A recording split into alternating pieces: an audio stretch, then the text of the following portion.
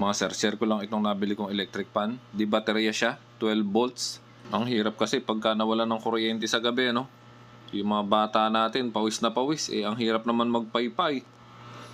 Bali, 280 pesos siya. NSS yung tatak niya. No? So, kompleto naman siya. May mga blade. Kaso wala na siyang switch, ano? I-clip mo na lang siya para umandar. Yan, no? Lakas din. Ayun lang, baterya lang yan motor na hindi ko nagagamit.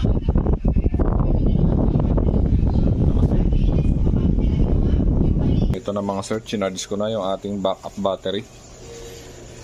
Yan, 100% na. Kita niyo ba? Ready na para bukas. Sa mga gustong bumili ng ganitong klaseng electric fan, ilalagay ko po yung link sa comment section.